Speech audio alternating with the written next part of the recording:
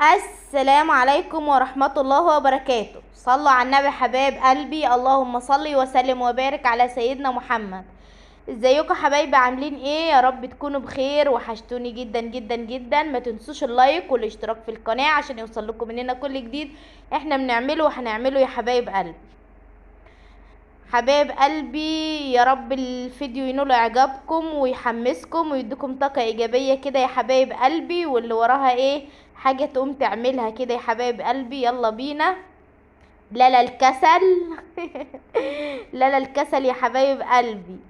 يلا كده قومي كده وتنشطي كده وروقي بيتك وظبطي حتتك كده وخليها فله زي كده يا فله يا عسلية انت وهي. يا صباح الورد، يا صباح الفل، يا صباح العسل عليكم. يجعل صباحكم فل وهنا ونور وكل حاجة حلوة يا حبايب قلبي. وزي ما انتوا شايفين يا حبايب قلبي، شايفين الصلاة عاملة ازاي؟ تضرب تقلب. ما اقولكوش بقى، انتوا شايفين بقى، شايفين الصلاة عاملة ازاي. قلت بقى ايه اما هما اروق البيت كده واظبط الدنيا، عشان صراحة طولة ما البيت كده متكركب كده وانا متضايقة ومخنوقة. انما لما نظبط بقى حتتنا كده، كل فيديو لازم اقولكوا كده، لما نظبط حتتنا كده نلاقي ايه النفسية عالي العال.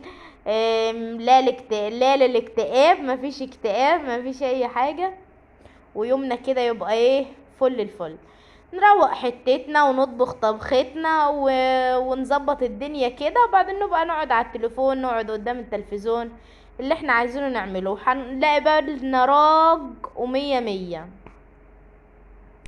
ربنا يروق بالكم كده يا حبايب قلبي، ويصلح حالكم كده، ويجعل ايامكم كلها هنا وسعادة يا رب. اهو يا حبايب قلبي عمال طبعا بنفض، شلت الشلتة وبنفض تحتيها. اكل وقع بقى مكان العيال بيبقوا قاعدين على انتريه بياكلوا على انتريه. حاجة واقعة كده تحت الشلتة، لازم ايه انفض تحت الشلتة وكده. اهو يا حبايب قلبي طبعا برضه هشيل الشلتة دي برضه وانفض تحتيها. ايه يا ابو كريم، انت مش بيحبك ليك الكحة لو انا بسجل الفيديو؟ لازم اما اجي اسجل الفيديو لازم درجة كح. يا ابو كرم بتكح عشان اطلع لك؟ ماشي يا عسل، هتطلع لك اهو، هتطلع لك ولا اسجل الفيديو؟ ما علينا يا حبايب قلبي، ابو كريم بعاكسني شويه. وادي انتوا شايفين اهو يا حبايب قلبي، عمال اروق اهو وانفض. وطبعا ايه نفضت الانتريه وطبقت المصلية كده وحطيتها عليه، وبكنس في البلكونه اهو يا حبايب قلبي. دي الشلتات اللي احنا بننام عليها، اصل احنا بننام في الصاله يا حبايب قلبي، مش طايقين السرير ولا كده في الحمد. بننام في الصاله بقى ايه، ونشغل المروحه. الصاله هاويه عن الاوضه مولعه نار. فاكيد يعني كل كل الناس بيناموا في الصاله في الصيف في الصيف والحم اللي احنا فيه ده. ربنا يلطف بعباده يا حبايب قلبي يا رب. كريم ابني ربنا يصلح حاله يا رب، عمال ايه يساعدني ويشيل معايا اي حاجه كده. ربنا يصلح حاله يا رب. كريم ابني ده ربنا يخليه يا رب ويهديه. انما نور ما بيساعدش حد، نور ابني ما بيساعدش حد. نور ابني ده الله يسهله نور ابني شقي قوي، انما كريم هادي ربنا يخليه يا رب ويخلي نور ويخلي لكم عيالكم يا حبايب قلبي. بس صراحة انا بنبسط من كريم عشان كريم هادي، انما نور مطلع عينيا يا حبايب قلبي. ما بسمعش الكلام، ان كان هو ولا البيت فرح اللي عمال تقول لا دي. عمال واخده غطا الجزازة مش عايز تديهولي. هو يا حبايب قلبي طبعا بروق في الصالة التانية اهو، زي ما انتوا شايفين يا حبايب قلبي. عماله انفض في الكرسي الصغير ده بتاع فرحة بنتي، ما بتخليش حد يقعد عليه. نور كان بده يقعد عليه امبارح، راحت ماسكاه خبطه على عينه لسه عينه بتوجعه لغايه دلوقتي من الخبطه اللي فرحة خبطتها له. فربنا يهديها فرحة ونور. ما بطلوش ضرب، مش ببطلوا ضرب في بعض يا حبايب قلب. نور وفرحة مش ببطلوا ضرب في بعض، ربنا يهديهم. اهو يا حبايب قلبي بقى مسكت من تحت الكراسي كده ودنيت اكنس. اهو يا حبايب قلبي زي ما انتوا شايفين. هقول لكم مثل يا حبايب قلبي، واللي يعرف المثل ده معناه ايه يقول لي في الكومنتات. هقول لكم المثل.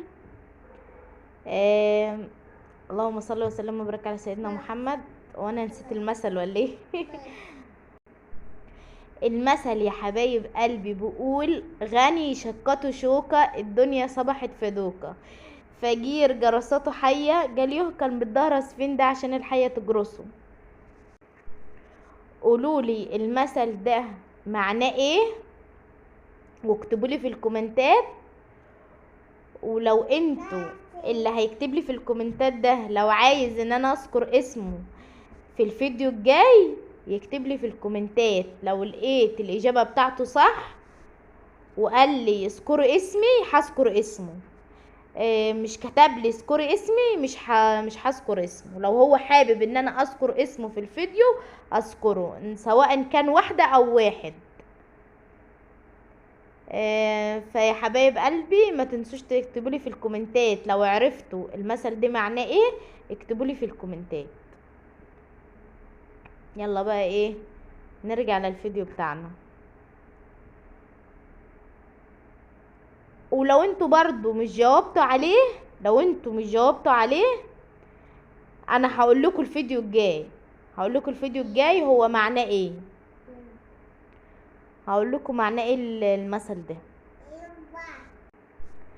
فرح بنتي قاعده ازاي؟ يا خراشي، انا لسه بقول قاعده ازاي، لسه بقول قاعده ازاي. بدأت الجرودة.